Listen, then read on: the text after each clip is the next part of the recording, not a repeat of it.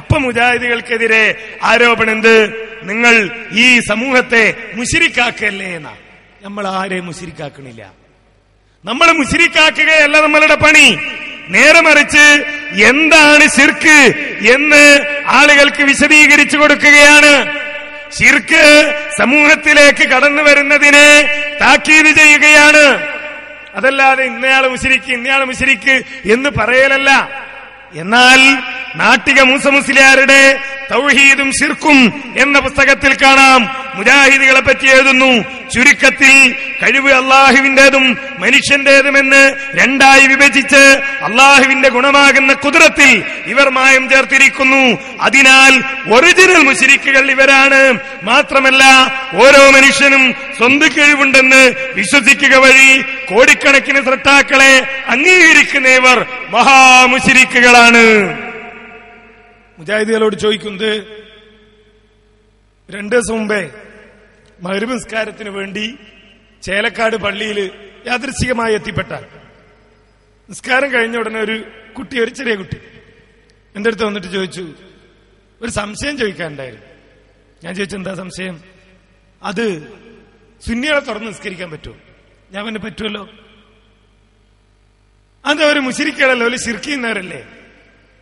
ഞാൻ പറഞ്ഞു, നബി സല്ലല്ലാഹു അലൈഹി വസല്ലം പറഞ്ഞത്, മൻ സല്ലാ സലാത്തന വഅഖല ദബീഹതന, നമ്മളുടെ നിസ്കാരം നിർവഹിക്കുകയും നാം അറുത്തത് തിന്നുകയും ചെയ്യുന്ന ആളുകൾ അവര് മുസ്ലിങ്ങളാണ്. ഒരാള് ഞാൻ മുസ്ലിമാണ് എന്ന് അംഗീകരിച്ചുകൊണ്ട് നിസ്കരിക്കുന്നുവെങ്കിൽ അവന്റെ പിന്നിൽ തുറന്ന് നിസ്കരിക്കുന്നതുകൊണ്ട് ഒരു കുഴപ്പമില്ല. നിസ്കരിക്കുന്ന ആളുകളെ ഐഡന്റിറ്റി കാർഡ് പരിശോധിച്ചിട്ട് പിന്നിൽ തുറന്ന് നിസ്കരിക്കാൻ പറ്റൂ എന്ന് ഇവിടെ ആരും പറഞ്ഞിട്ടില്ല. അതുകൊണ്ട് തുറന്ന് നിസ്കരിക്കാം. പിന്നെയും സംശയം, മുശ്രിക്കുകളല്ലേ? സാധാരണക്കാരോട് മുസ്ലിംമാര് ചോദിക്കും, മുശ്രിക്കുകളല്ലേ? നമ്മള് മുശ്രിക്കുകളാണെന്നല്ലേ പറയുന്നത്? എന്നിട്ടെന്താ നമ്മളെ തുറന്ന് നിസ്കരിക്കുന്നത്? എന്നിട്ടെന്താ നമ്മളെ പെൺകുട്ടികളെ കല്യാണം കഴിക്കുന്നത്? ആ സുന്നി മുസ്ലിയാക്കന്മാരാണ് മുജാഹിദുകളെ പറ്റി പറഞ്ഞത്. മുജാഹിദുകൾ ഒറിജിനൽ മുശ്രിക്കുകളാണ്. മുജാഹിദുകൾ മഹാമുശ്രിക്കുകളാണ്. ആ മുജാഹിദുകളെ തുറന്ന് നിസ്കരിക്കാൻ സുന്നികൾക്ക് എന്താണോ തെളിവ്, ആ മുജാഹിദുകൾക്ക് പെൺകുട്ടികളെ കെട്ടിച്ചു കൊടുക്കാനും ഓല പെൺകുട്ടികളെ കെട്ടാനും എന്താണോ മുസ്ലിംമാർക്കുള്ള തെളിവ്, അതന്നെയാണ് സുന്നികളെ കുട്ടികളെ കെട്ടാൻ മുജാഹിദുകൾക്കുള്ള തെളിവ്. ഒറിജിനൽ മുശ്രിക്കുകളായ മുജാഹിദുകളോട് സലാം പറയണില്ലേ? സുന്നികൾ ഉണ്ട്. മുസ്ലിംമാര് വരെ പറയണില്ലേ? ഉണ്ട്.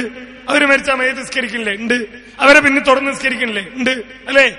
ഹജ്ജിന് പോയാൽ അബ്ദുറഹ്മാൻ സുദൈസിനെയും അതേപോലെ ഷുറൈമിനെയും ഒക്കെ തുറന്ന് നിസ്കരിക്കുന്നില്ലേ?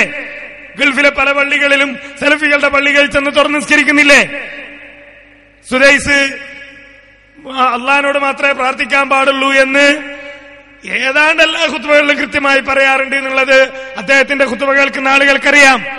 ശഅബാൻ മാസത്തിൽ 15 തൊട്ടു മുമ്പ് നടക്കുന്ന ഖുത്ബയിൽ അന്ന് മാത്രം നോമ്പില്ല എന്ന് പറഞ്ഞുകൊണ്ട് അദ്ദേഹം അനാചാരങ്ങളെ എതിർക്കുന്നത് കാണാം. അദ്ദേഹത്തിന്റെ ഖുത്ബകൾ നമുക്ക് വാങ്ങാൻ കിട്ടും, വായിക്കാൻ കിട്ടും, കേൾക്കാൻ കിട്ടും. അദ്ദേഹത്തെ തുറന്ന് നിസ്കരിക്കുന്നില്ലേ? അതിനെന്താ തെളിവ്? അതന്നെയാണ് നാദാപുരത്തെ പള്ളിയിൽ കയറി നിസ്കരിക്കാനും ചേലക്കാട്ടെ പള്ളിയിൽ കയറി നിസ്കരിക്കാനുള്ള തെളിവ്. അപ്പൊ മുശ്രിക്കാക്കുകയല്ലേ എന്ന് പറഞ്ഞിട്ട് ബഹളം കൂട്ടിയത് കൊണ്ട് കാര്യമില്ല.